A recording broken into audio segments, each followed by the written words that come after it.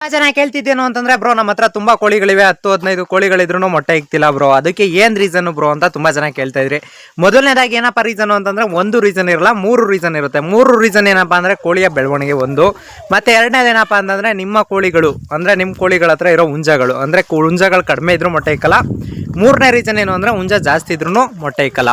ಮೊದಲನೇ ರೀಸನ್ಗೆ ಹೋಗೋಣ. ಮೊದಲನೇ ರೀಸನ್ ಏನು ಅಂತಂದ್ರೆ ಒಂದು ಕೋಳಿ ಎಷ್ಟು ತಿಂಗಳು ಬೇಕು ಮೊಟ್ಟೆ ಇಕ್ಕಕ್ಕೆ.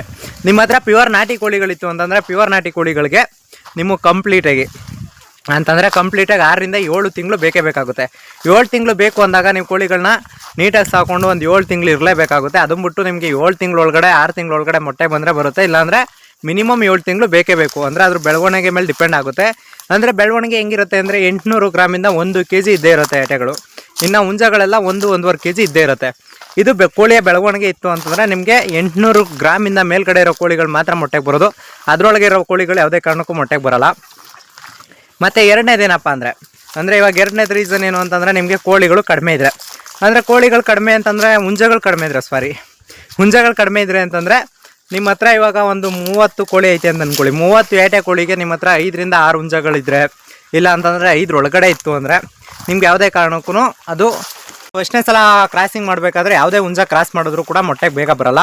ಅದರಿಂದ ಏನು ಮಾಡಿ ಅಂತಂದರೆ ಮಿನಿಮಮ್ ನಿಮಗೆ ಅಂದರೆ ನಿಮ್ಮ ಹತ್ರ ಹಳೆ ಹುಂಜಗಳಿತ್ತು ಅಂದರೆ, ಇಲ್ಲ ಓಲ್ಡ್ ಹುಂಜಗಳು ಇದ್ದೇ ಇರುತ್ತೆ ಹಳ್ಳಿಗಳ ಕಡೆ, ಇಲ್ಲ ಸಿಟಿಲಿ ಏನಾರು ಇತ್ತು ಅಂದರೆ ಓಲ್ಡ್ ಹುಂಜಗಳು ಬೇಕು ಅಂತಂದರೆ ಹುಂಜಗಳು ಕೊಡ್ತಾರೆ. ಆ ಥರ ಹುಂಜಗಳಿತ್ತು ಅಂದರೆ ನೀವು ಆಟೋಮೆಟಿಕ್ ಮೊಟ್ಟೆ ಇಕ್ಕೋಕ್ಕಾಗುತ್ತೆ. ನಿಮಗಿಲ್ಲ ಅಂತಂದರೆ ನೀವು ಡೈರೆಕ್ಟಾಗಿ ಯಾವುದೇ ಕಾರಣಕ್ಕೂ ಹುಂಜ ಕಡಿಮೆ ಇದ್ರೂ ಮೊಟ್ಟೆ ಇಕ್ಕಲ್ಲ. ಈಗ 30ಕ್ಕೂ ಇಲ್ಲ ಅಂದ್ರೂ ಮಿನಿಮಮ್ 6ರಿಂದ 7 ಹುಂಜ ಇರಲೇಬೇಕಾಗುತ್ತೆ. ಇಲ್ಲಿ ಕಾಣಿಸ್ತಿದೆ ನೋಡಿ ಅಂದ್ರಲ್ಲಿ ಒಂದು ಹುಂಜ ಅಷ್ಟಾದರೂ ಇರಲೇಬೇಕು. ಅದರಲ್ಲಿ ರೆಕ್ಕೆ ಮತ್ತು ಪ್ರತಿಯೊಂದು ಕಾಣಿಸ್ತಿದೆಯಲ್ಲ ಆ ಥರ. ಮತ್ತು ಕೊನೆ ರೀಸನ್ ಏನಪ್ಪ ಅಂದರೆ ಕೊನೆ ರೀಸನ್ ಏನು ಅಂತಂದರೆ ನಿಮ್ಮ ಹತ್ರ ಹುಂಜಗಳು ಜಾಸ್ತಿ ಇತ್ತು ಅಂದರೆ, ಈಗ ಒಂದು 10 ಕೋಳಿ ಏಟೆಗಳೈತಿ ಅಂದರೆ ಒಂದು 15 ಹುಂಜಗಳನ್ನ ಇಟ್ಕೊಂಡಿರ್ತಾರೆ ಕೆಲವರು.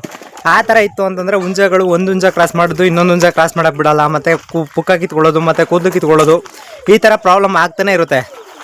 ಅದರಿಂದ ಹುಂಜಗಳು ಕಮ್ಮಿ ಇರಬೇಕು. ಮತ್ತು ಏಟೆಗೆ ಸಮ ಇಲ್ಲ ಅಂದರೂ ಪರವಾಗಿಲ್ಲ. ನಿಮಗೆ ಈಗ ಒಂದು 30 ಏಟೆಗೆ ಒಂದು 5ರಿಂದ 6 ಹುಂಜಗಳು ಇಟ್ಕೊಂಡ್ರೆ ಅದು ಚೆನ್ನಾಗಿರೋ ಓಲ್ಡ್ ಹುಂಜಗಳಾಗಿರಬೇಕು.